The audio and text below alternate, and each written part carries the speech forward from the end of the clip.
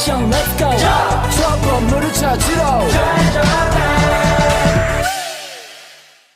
Assalamualaikum semuanya.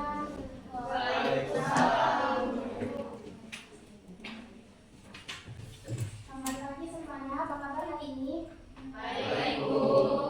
Apakah masih pada semangat puasa hari ini? Semangat. Iya, bagus, karena kalau kalian belajarnya dengan semangat, kalian akan dengan mudah memahami materi yang akan kita pelajari hari ini. Walaupun mungkin kadang perut kita lapar ataupun tenggorokan kita haus, tapi kalau kita bersemangat, kita akan dengan mudah mempelajarinya. Mungkin sebelum memasuki pembelajaran kita hari ini, ada baiknya kita berdoa sesuai kepercayaan masing-masing. Berdoa mulai. Berdoa selesai. Ibu absen dulu ya. Siapa yang sudah hadir hari ini?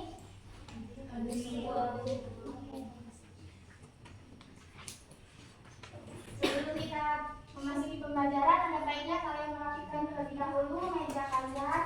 Apabila ada sampah, silakan dibuang, karena apabila bersih, kita dapat belajar dengan nyaman. Sudah? Adakah di antara kalian yang masih ingat kita minggu lalu mempelajari tentang apa? Kita belajar tentang produksi kebutuhan. Ya, tentang produksi. Nah, minggu ini kita mempelajari tentang pasar persaingan sempurna. Sebelum kita memasuki apa sih itu pasar persaingan sempurna, di sini ada tidak ada yang tahu apa itu pasar? Coba. Ada lagi? Coba kepada Wailu.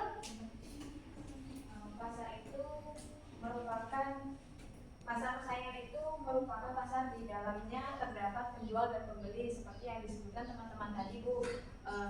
Terus banyak barang atau jasa yang diperjualbelikan bersifat homogen. Ya. Oke, jadi kali ini kita akan mempelajari pasar persaingan sempurna.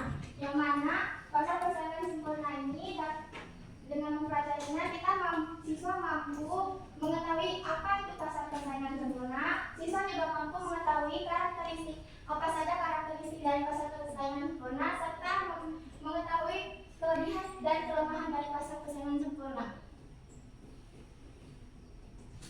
Sebelum kita memasuki materi, dengarkan satu video tentang pasar persaingan sempurna. Silakan kalian simak dan kalian catat poin-poin penting dari pasar persaingan sempurna. Aku akan mengajakmu melihat berbagai jenis pasar barang. Kamu lihat, banyak penjual dan pembeli di sini. Iya, penjual di sini tidak dapat menguasai pasar atau menentukan harga pasar. Akan tetapi mereka hanya dapat menyesuaikan harga produksinya dengan harga pasar yang berlaku. Sebaliknya, jumlah pembelian seorang konsumen sangat kecil apabila dibandingkan dengan jumlah pembelian pasar sebelumnya. Nah, sebagai konsekuensi, harga di pasar ini ditentukan oleh permintaan dan penawaran. Ciri-ciri pasar seperti ini disebut dengan pasar persaingan sempurna. Pasar ini menjadi struktur pasar yang paling ideal karena mampu menjamin terwujudnya efisiensi pasar. Dalam kerjanya, pasar persaingan sempurna ini memiliki beberapa kelebihan. Di antaranya, di pasar persaingan sempurna ini, masuknya pengusaha baru menyebabkan jumlah barang yang ditawarkan akan bertambah pada harga yang sama, sehingga perusahaan-perusahaan yang ingin bertahan harus mencapai ongkos produksi minimum. Dengan demikian, efisiensi produksi selalu dicapai oleh perusahaan dalam persaingan sempurna. Tak hanya itu, pasar persaingan sempurna ini juga mempunyai kelebihan dengan memberi kebebasan dalam bertindak. Namun demikian, pasar persaingan sempurna juga memiliki kelemahan, yaitu tidak dapat mendorong inovasi. Lihat itu, ada pasar yang sedikit penjualnya, tapi sangat banyak pembeli. Ini sih ciri pasar persaingan. Oke, jadi dari video tadi, adakah yang bisa menyimpulkan apa sih itu pasar persaingan sempurna? Coba kepada Fadila, apa itu pasar persaingan sempurna? Baik, Bu. Kalau menurut saya pasar persaingan sempurna itu pasar yang di dalamnya terdapat banyak penjual dan pembeli.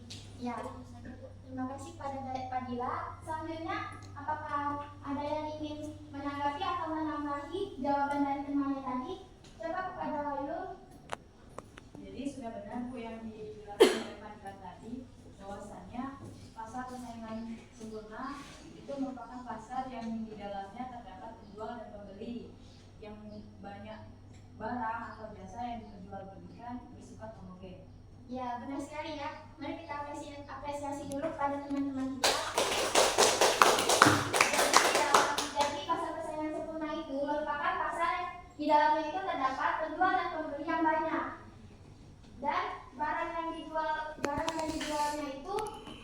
homogen. Seperti yang telah disampaikan oleh temannya tadi. Nah, ini. Dan selain itu juga pasar ini juga penjual itu tidak bisa mempengaruhi harga karena sudah ditentukan oleh pasar itu sendiri. Karena apabila penjual itu menjual harga beda-beda, itu akan memiliki resiko terhadap penjual itu sendiri. Misal di warung A harganya itu lebih murah dibanding warung B. Nah, pasti konsumen itu akan membeli ke warung A karena lebih murah dari warung B. Namun di sisi lain itu juga mendapat kekurangan karena barangnya laku keras, tapi harga murah tadi membuat pendapatan mereka itu lebih sedikit dari warung B.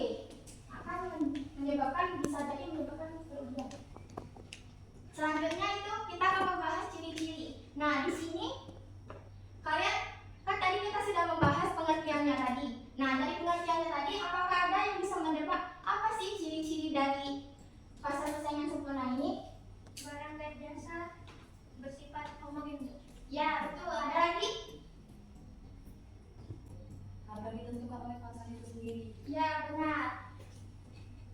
Barangnya bersifat homogen, terus harga tidak bisa dipengaruhi oleh. Nah, ini dia. Karakteristiknya itu jumlah pembeli dan penjualnya sama banyak. Terus barang dan jasa yang diperjualbelikan itu bersifat homogen seperti yang disebutkan oleh kawannya tadi. Terus faktor produksi bebas bergerak. Nah, dan yang terakhir itu penjual dan pembeli mengetahui kondisi pasar serta seperti kata Indah, produsen itu tidak bisa mempengaruhi harga. Selanjutnya ada kelebihan dan kekurangan. Kelebihannya di sini, yang pertama itu tidak memiliki persaingan yang ketat karena kan barang dan jasanya itu sejenis. Terus harganya juga apabila dia menaikkan tadi, ya dia menanggung resikonya sendiri sehingga apabila tidak mau rugi, mereka harus menjual dengan harga yang sama. Coba kalian juga kalau misalnya belanja, kalau ada pasar yang lebih warung yang lebih murah, pasti kalian lebih ke warung yang lebih murah kan? Ya. Yang kedua, harga lebih stabil daripada pasar persaingan tidak sempurna. Yang ketiga itu pembeli bebas memilih dan mendapatkan produk karena ya tadi yang telah disebutkan bahwa barang dan jasanya itu bersifat homogen. Yang keempat memaksimalkan kualitas produksi karena para produsen itu saling berlomba meningkatkan produk yang dijual. Nah, selanjutnya ada kelemahan. Di kelemahan ini karena produknya itu sama, sejenis, terdapatlah kurang inovasi karena dia itu cuma sejenis itu saja, tidak berkembang karena dia hanya di situ saja. Yang kedua, penjual yang memiliki lokasi utama cenderung mendapat lebih banyak pembeli karena apabila lokasinya yang penjual lokasi sedikit pembeli, ya mereka akan kalah dengan yang lokasinya strategis. Yang ketiga, para pembeli akan kesulitan membeli produksi yang diinginkan karena jenis dan kualitasnya itu sama kan?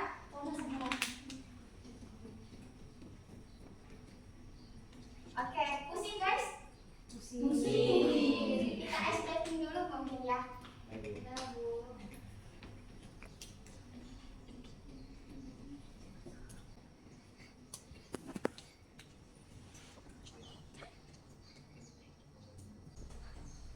Di sini petunjuknya, perhatikan gambar yang ditampilkan, harap diperhatikan dengan seksama, jawab pertanyaan dan dengan mengingat kembali gambar-gambar tadi.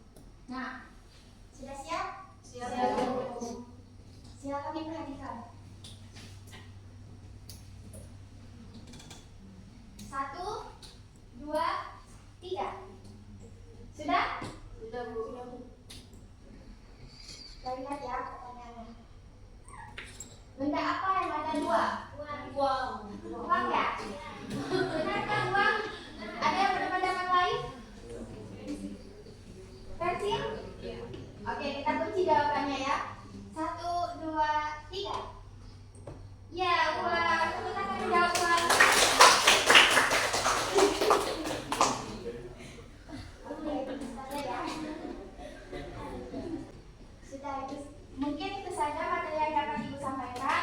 Adakah yang bisa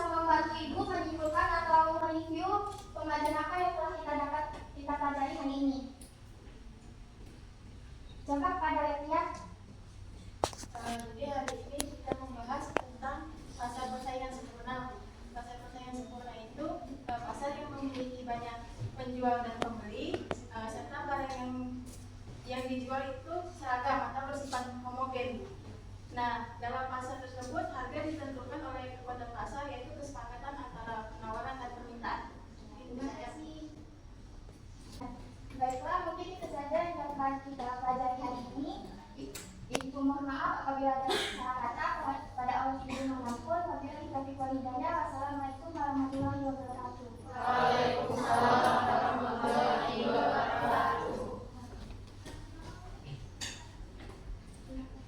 Yeah, yeah. Bobby Valentino.